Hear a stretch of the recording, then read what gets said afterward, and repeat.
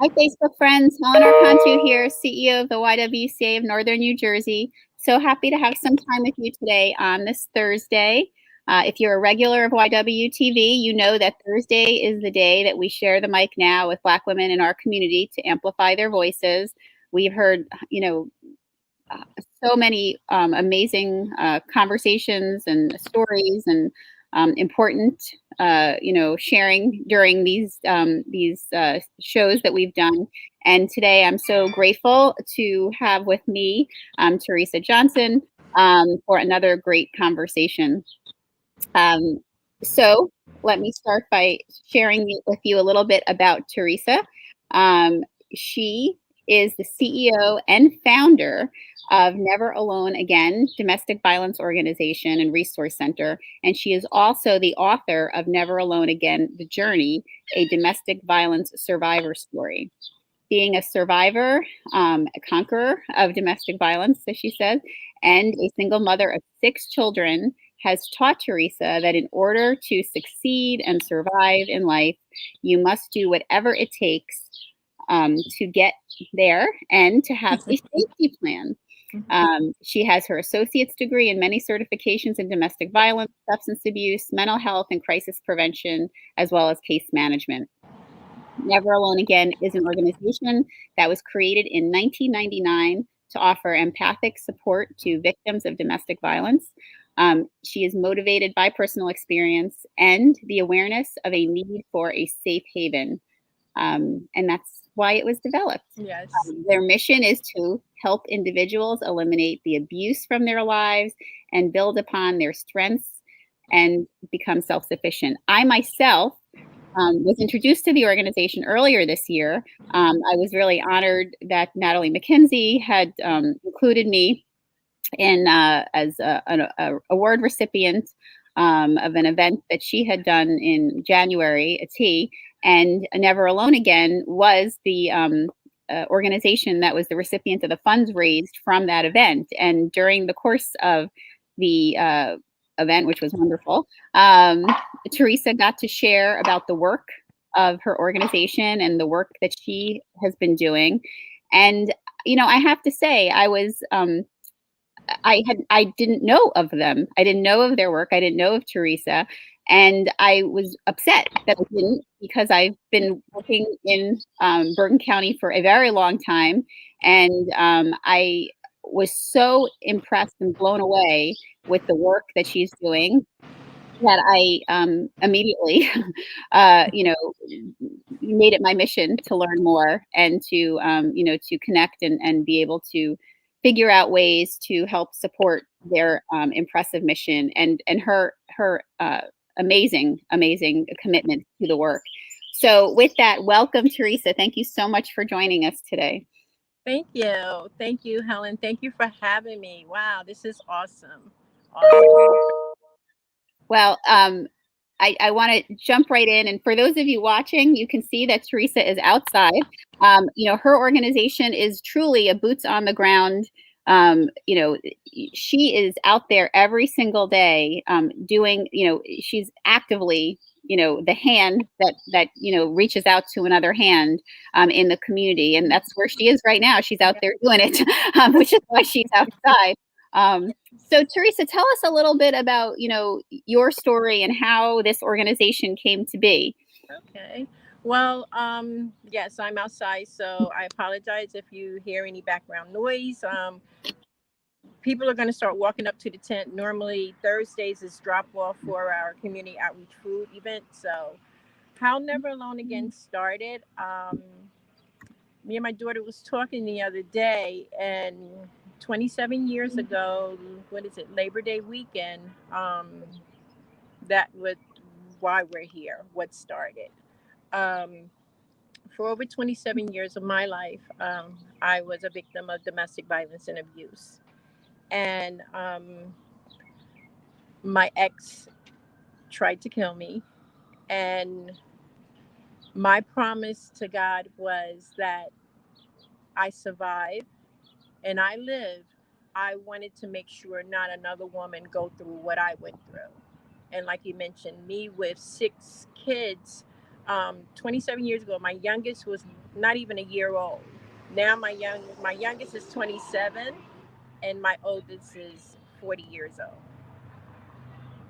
Well, I mean, you're such a amazing role model for anyone who's going through this situation right now to see that you can come through the other end of it the way that you have.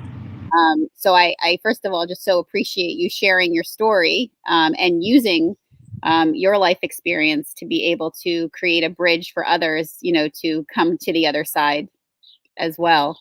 Yes, yes. So tell us, you know, so you had your own personal experience, and so tell us how you had went from that to creating this organization in 1999. I mean, Well, starting a nonprofit is and so many resources and supports like you do is not something that just happens, you know, magically.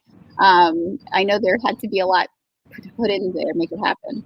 well, starting Never Alone Again, I just wanted to give back. I wanted to see how I can make a difference in a mom, a woman, life. And what I went through at the time of me starting Never Alone Again just happened where my ex was released from prison, and I was like, I wasn't informed that he was released. And when the weekend came that I found out, I was scared. I felt alone.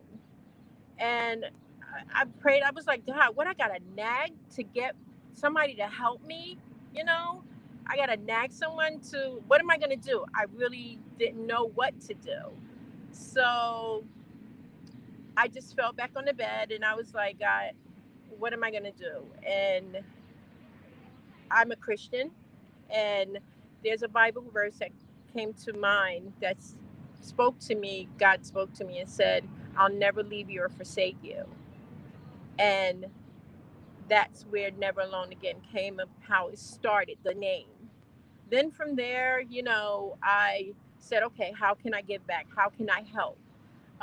One thing, even though being an abusive relationship for a long time and being abused in different forms, because domestic violence and abuse comes in different forms.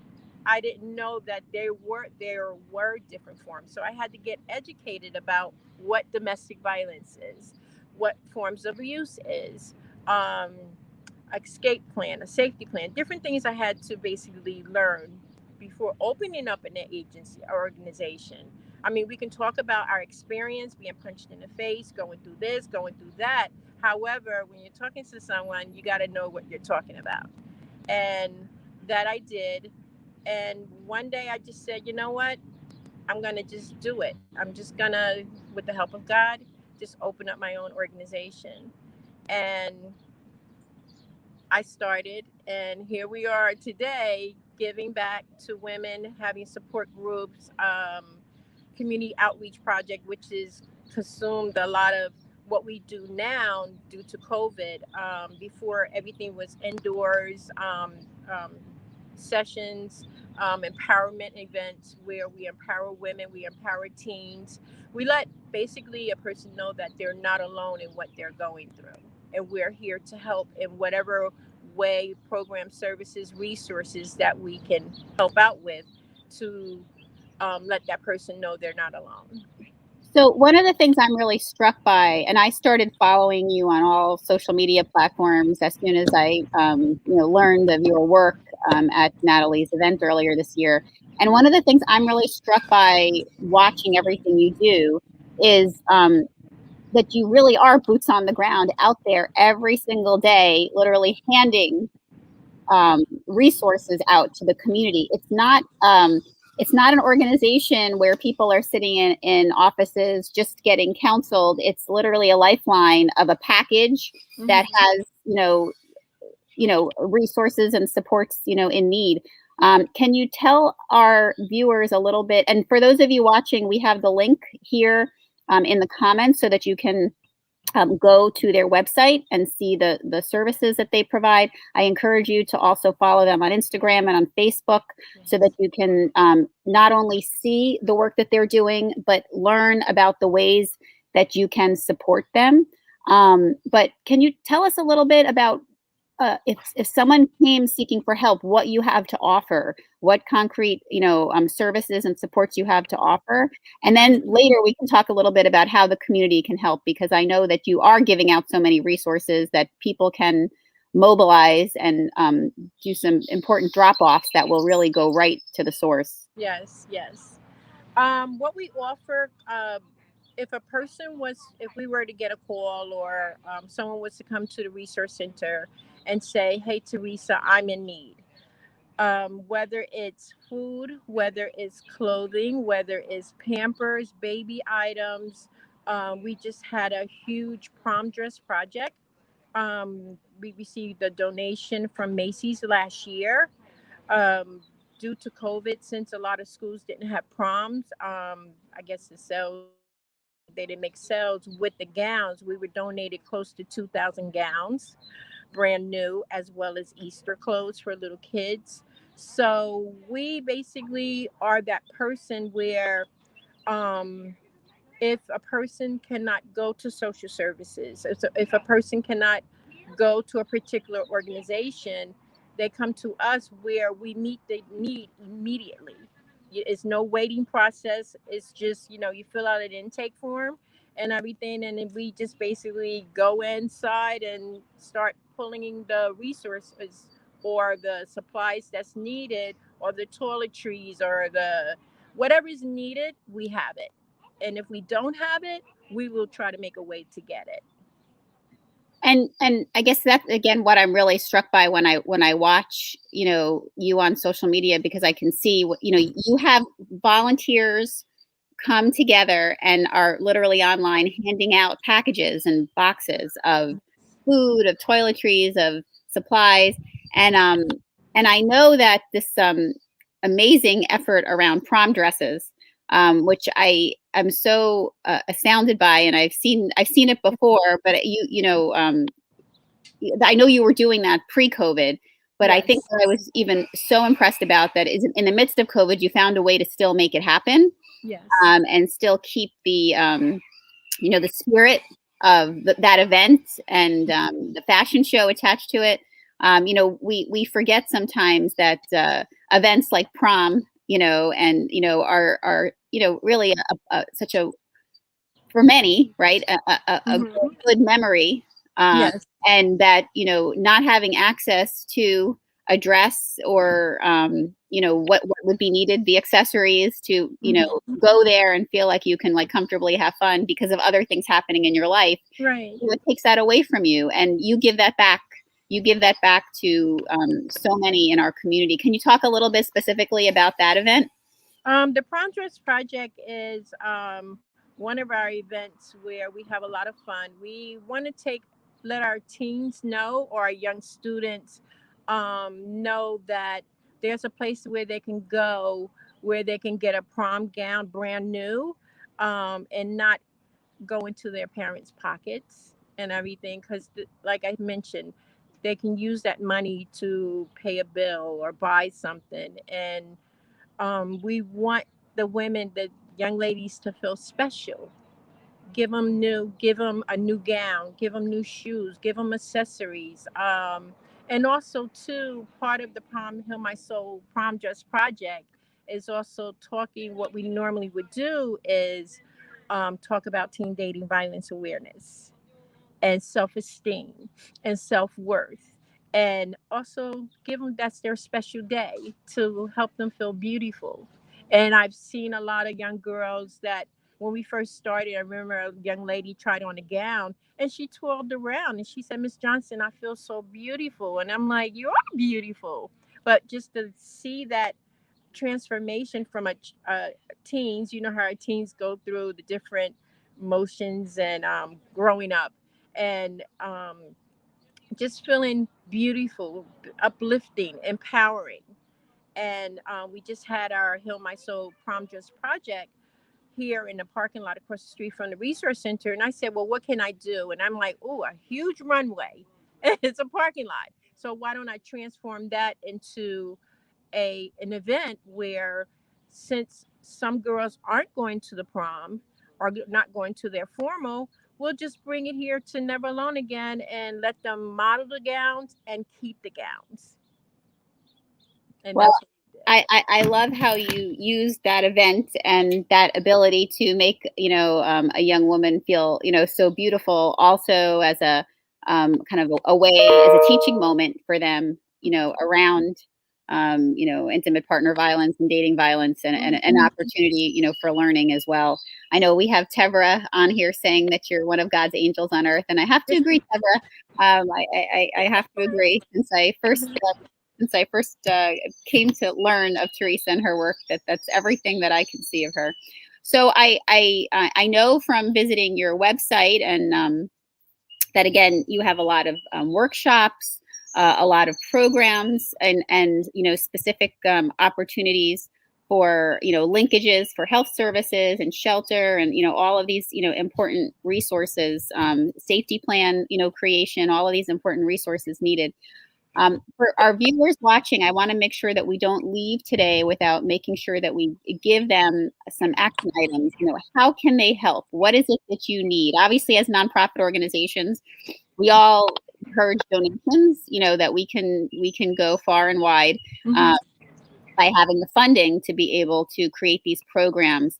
But programs like your prom dress project, and all of the toiletries and the diapers and all of these really concrete items that you are passing off to women in need. What's the shopping list for people who are asking to help? Well, What do you need? well, thank you. At the top of the list, of course, funding. We don't receive any grants or anything like that, so we are desperately in need of funding. We dig out of pocket or whatever in-kind donations that come in, but we so need funding.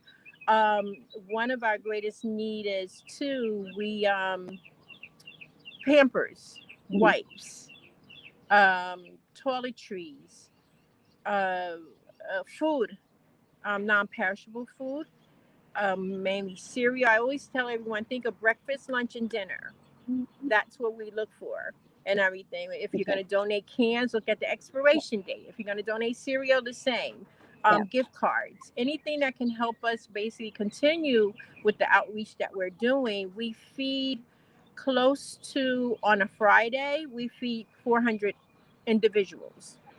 On Saturday, we feed over 200 families, and our families consist of a child or up to 10 children. So I want to make sure that our viewers hear that. There are 400 people during the week, and 200 families that are multiple family families on the weekend. Right. So going back to the list, because maybe it just was my end, I had a little freezing, but I just want to make sure we go through the list. So anything that are non-perishable items, toiletries. Again, just run down the list one more time. Toiletries, whether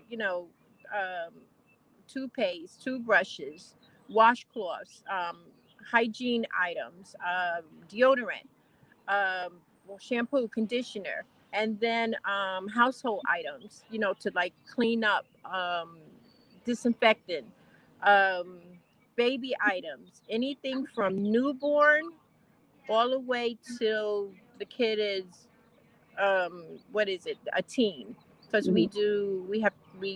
till teens. Socks, t-shirts. It's getting warm. A lot of people ask us for undershirts, summer wear. We're not accepting right now, and I say donate weather related items, and donate something. Basically, think about if you were leaving an abusive situation with just the clothes on your back and the clothes on your kids' back, and they have nothing. Right. And so you really, for clothing and donations like that, do you want new items, or you take gently used items also? We would prefer the new items. We have volunteers that right now we're working with our local high school.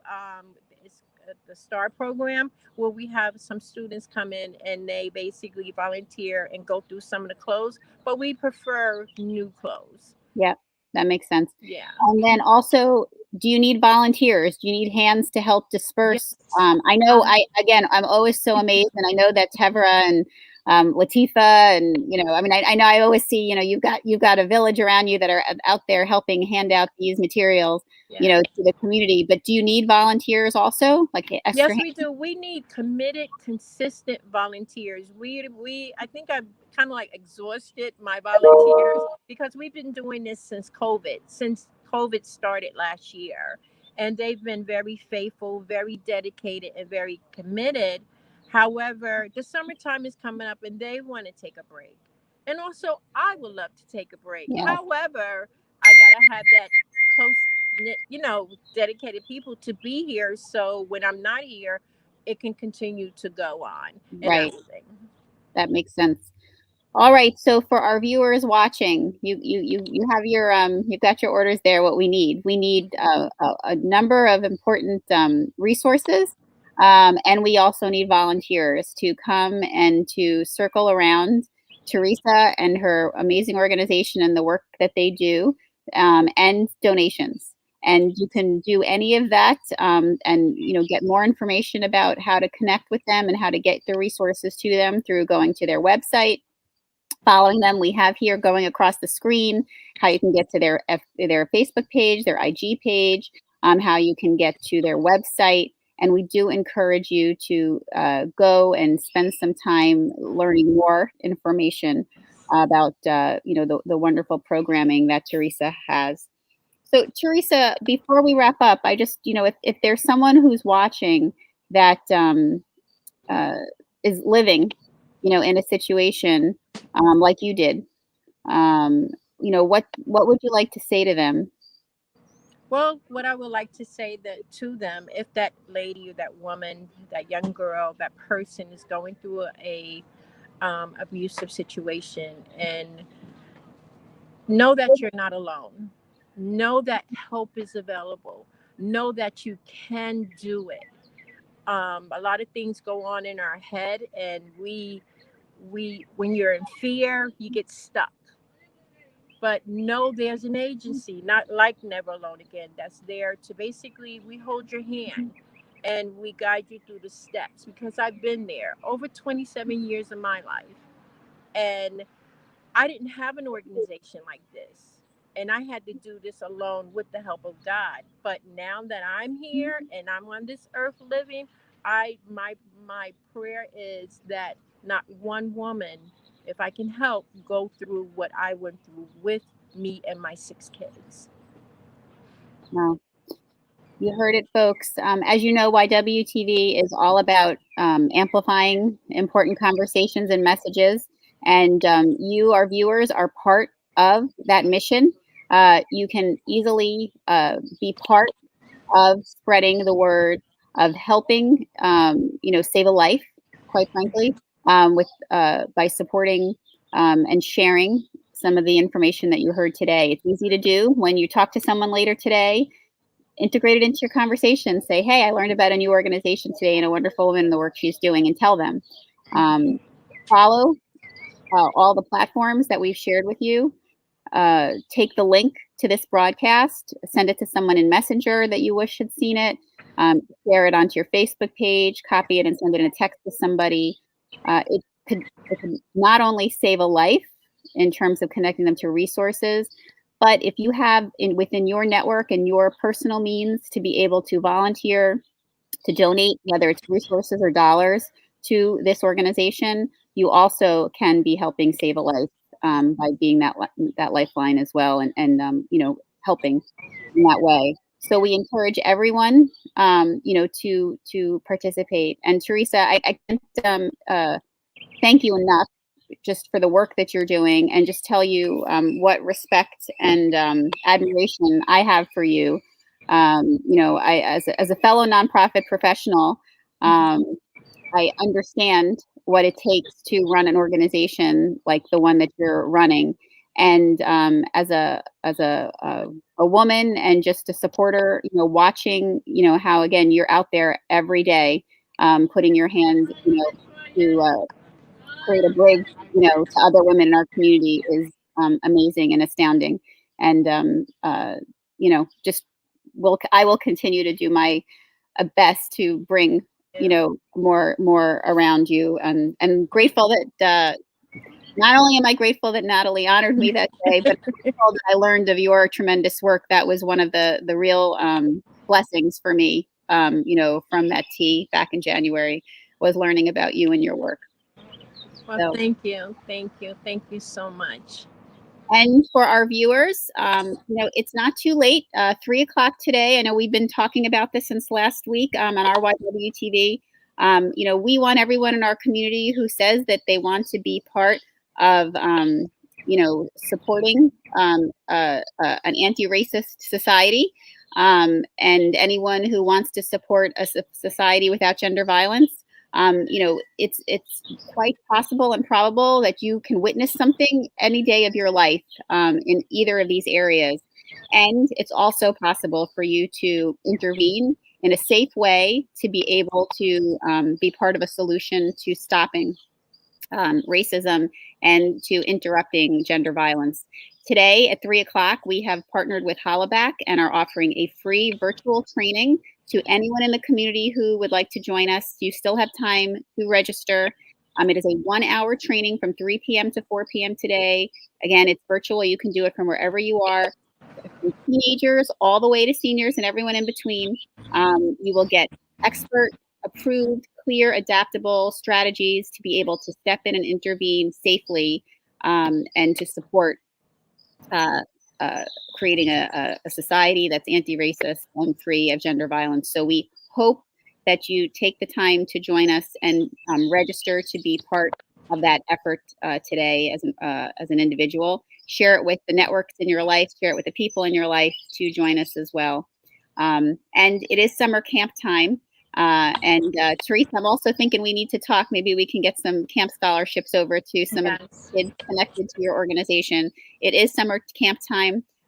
We would love for you to consider the YWCA Northern New Jersey summer camps. We have 2 great opportunities to be able to provide quality, affordable opportunities for your children to have a safe summer, and for you to be able to be focused on what you need to do. So we hope that you can, consider that. And we have a link here for that. And we wish everyone a wonderful day. And again, please make a point to check out the amazing work of Never Alone Again. And Theresa, I will see you soon, one way or another. Be well. Yes, Thank you. well.